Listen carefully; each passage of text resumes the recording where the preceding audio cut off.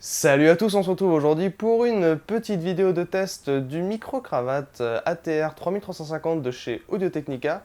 Alors c'est pas un type de produit que j'ai l'habitude de vous présenter, mais je me suis dit que ça pourrait en intéresser certains, peut-être ceux qui font des vidéos par exemple, et qui auraient besoin de ce genre de matériel, donc je vais pour vous tester ce produit.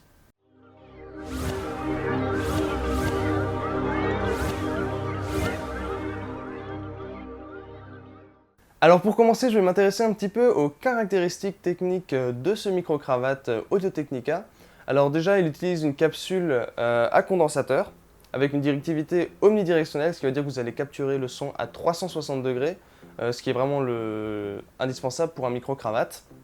Vous avez une réponse en fréquence de 50 à 18 MHz, une sensibilité de moins 54 décibels, une impédance de 1000 ohms, et le micro pèse seulement 6 grammes. Donc ça c'est une très bonne chose. Alors je ne sais pas s'ils ont inclus le poids de la pince ou non, mais c'est un micro qui reste très léger et qui ne va pas être trop lourd lorsque vous allez le porter. Et aussi vous avez un câble de 6 mètres, ce qui est très pratique. Et surtout, le micro utilise une jack au format classique, mini jack 3,5 mm qui va pouvoir se brancher sur la plupart des caméras qui disposent d'une entrée micro. Alors à l'intérieur de la boîte, vous trouverez bien évidemment le micro qui est fourni avec une mousse coupe-vent qui va être très pratique si vous tournez en extérieur. Vous avez aussi la pince qui est détachable, qui est fournie, ce qui fait que si jamais vous cassez la pince, vous pouvez la remplacer. Ensuite, après le micro, vous avez un petit boîtier dans lequel va se placer la batterie qui est fournie. Donc c'est une batterie plate, hein, ça coûte quelques euros si jamais elle est vide. Donc en fait la batterie va se placer dans ce boîtier et donc vous trouverez aussi un switch on et off.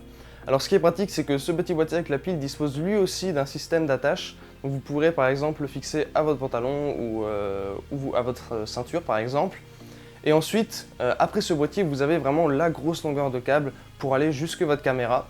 Et ça, c'est une très bonne chose, comme dit précédemment, pour tourner en extérieur, pour vous éloigner de votre caméra. C'est vraiment un très gros plus. Et je trouve que le bundle est très complet, surtout pour un micro qui est vendu à moins de 30 euros. Alors pour conclure avec les points positifs et les points négatifs, je vais commencer par son plus gros point fort, qui est son prix, puisqu'il est disponible à moins de 30 euros sur le net. Ensuite, vous avez aussi le bundle qui est très riche. Vous avez le coupe-vent et la pince, la batterie qui est incluse. Donc ça, c'est vraiment très intéressant, surtout pour le prix. Et très important, la longueur de câble, les 6 mètres, c'est très pratique. Vous pouvez le laisser enrouler si vous le souhaitez. Mais voilà, si vous voulez vous éloigner de votre caméra et toujours avoir un bon niveau sonore, cette longueur de câble est un gros point fort. À mon avis, le seul petit point négatif, mais c'est vraiment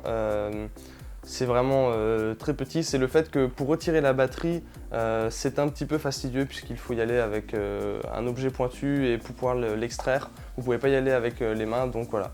C'est juste le seul point négatif à mon avis, mais sinon pour le prix, c'est un excellent micro-cravate. Alors pour la qualité audio, je pense que c'est vraiment à vous d'en juger puisque toute cette vidéo a été filmée avec le micro-cravate Audio-Technica ATR 3350. Vous pouvez voir, il est caché juste là. Donc ça, c'est vraiment à vous d'en juger. Moi, je trouve que la qualité audio est très bonne, mais comme dit, c'est aussi assez objectif.